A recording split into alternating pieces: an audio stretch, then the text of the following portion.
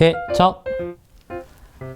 네, 안녕하세요. 어드벤처러 어린이 여러분. 또 만나서 정말 또 반갑습니다. 오늘도 요리에 관한 주제를 가지고 이야기를 나누기를 원해요. 오늘은 요리할 때 주의할 점들에 대해서 잠시 이야기를 나눠보겠습니다. 요리라는 말 여러분들 무슨 뜻인지 아시나요? 목사님도 요리에 대해서 잘 몰라서요. 사전을 찾아봤더니 이렇게 써 있더라고요. 여러 조리 과정을 거쳐 음식을 만듦. 그런데 보니까 또 조리라는 말이 있어요. 이 조리라는 말이 뭔지 몰라서 또 사전을 찾아봤어요. 사전을 찾아봤더니 이런 뜻이더라고요. 요리를 만듦 또는 그 방법이나 과정. 즉, 조리라는 것은요, 요리를 만들어가는 과정이고, 요리라는 말은요, 조리를 포함해서 음식이 만들어지는 모든 과정을 요리라고 한대요. 이렇게 말하니까 좀 이해가 안 가죠? 그래서 그림을 통해서 우리가 조금 더 배워보도록 할게요. 조리를 할 때는요, 먼저 요리 계획을 세워요. 지금 내 몸에 어떤 음식이 필요할지 고민을 하고 그 음식을 위해서 어떤 요리를 먹으면 좋을지 생각하는 거죠. 그렇게 식사 계획을 세운 다음에는요, 그 식사 계획에 맞는 재료를 구입해요. 재료를 구입한 이후에는 이 재료를 가지고 어떻게 요리할 것인지 그 레시피라고 하죠. 조리 방법과 그 조리 방법에 필요한 조리 도구를 챙깁니다. 그리고 조리 도구와 조리 방법을 가지고 요리를 하는 거예요. 이렇게 식사 계획, 재료 구입, 조리 도구, 조리 방법까지가 조리라고 하는 거고요. 이 조리의 과정을 통해서 우리는 음식이 나오게 됩니다. 그래서 이 조리와 음식이 다 나온 상태를 가지고 요리라고 한대요. 그래서 우리가 보면 알겠지만 요리를 하기 위해서는요, 4가지 이 단계가 필요합니다. 요리 계획이 필요하고요. 음식 재료 구입하는 게 필요하고요. 그 다음에 조리 도구, 그리고 조리법이 필요해요. 오늘 이 시간은 길지 않은 시간이기 때문에 아주 간략하게 우리가 주의할 점들만 살펴보도록 할게요. 요리 계획을 세울 때 정말 우리가 주의해야 할 것이 있는데 치료봉사에 있는 말씀을 통해서 그것을 조금 배워볼게요. 치료봉사에 이런 말씀이 있어요. 음식물을 선택할 때는 주의를 기울여야 한다. 우리의 식생활은 계절과 우리가 사는 곳, 그곳의 기후, 우리가 종사하고 있는 직업에 적합해야 한다. 각 사람은 경험과 건전한 판단을 통하여 자기의 필요에 가장 적합한 것을 거기서 선택해야 한다. 요리 계획을 세울 때요, 계절을 신경 써야 되고요. 그리고 내가 사는 곳을 생각을 해야 돼요. 그러면서 또 생각해야 되는 것은 내가 어떤 생활을 주로 하고 있는지를 생각해야 한대요. 건강을 위한 발걸음이라는 인터넷 사이트가 있는데 이곳에는 건강을 위한 이야기들이 많이 올라와요. 그런데 주로 책상에 앉아있는 사람들이 먹으면 좋은 음식과 책상에 앉아있는 사람들이 먹으면 안 되는 음식을 알려주더라고요. 책상에 오래 앉아있는 사람들은요, 기름기가 들어간 음식을 먹으면 몸에 매우 나빠진대요.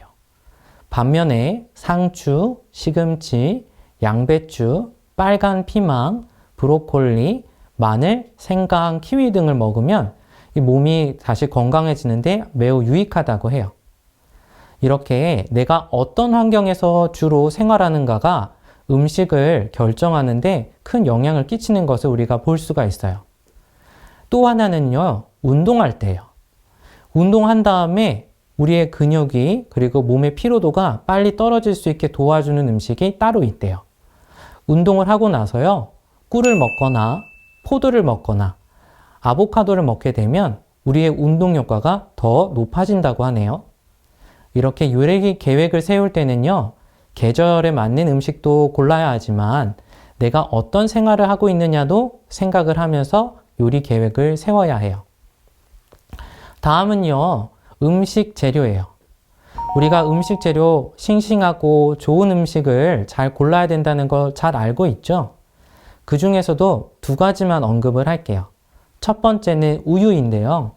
우유를 사용할 때는요, 멸균 처리가 매우 잘 된 것을 선택해야 된다고 치료봉사에서도 얘기하고 있어요. 그렇게 멸균 처리가 잘 된 것을 먹을 때 우리의 몸이 병균으로부터 안전할 수 있다고 해요. 또한 농산물 생활정보에 의하면 야채를 고를 때는요, 무르지 않고 단단한 야채, 잎사귀가 싱싱하고 수분이 많은 야채, 누렇게 변하지 않은 야채를 골라야 된다고 말하고 있어요. 여러분들이 음식 계획을 세우고 재료를 선택할 때 오늘의 내용을 잘 기억하고 선택했으면 좋겠어요. 그 다음엔 조리도구예요. 조리도구를 잘 사용해야 우리가 안전할 수 있어요. 특별히 주방용구인 칼, 도마, 식기, 행주는요, 열 소독을 하는 것이 매우 중요하대요.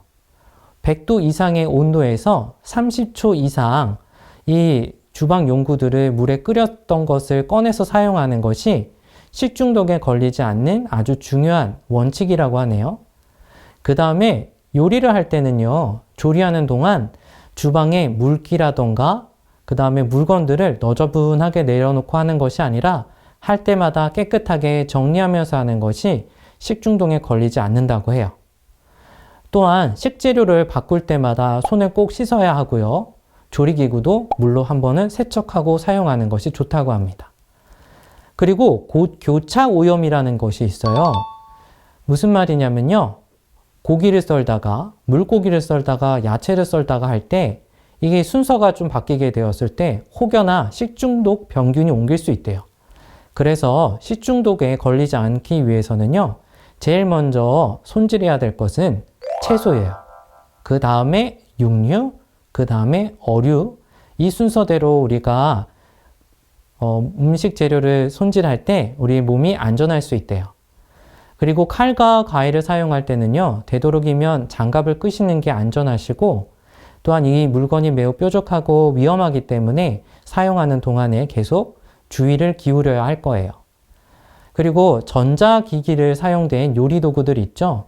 믹서기라던가 전자레인지라던가 이런 것들을 사용할 때는요, 항상 땅이 평평한지 확인하시고, 그리고 콘센트에 물이 튀지 않는지 꼭 확인하셔야 돼요. 그렇지 않으면 화재가 날 위험이 있다고 하네요.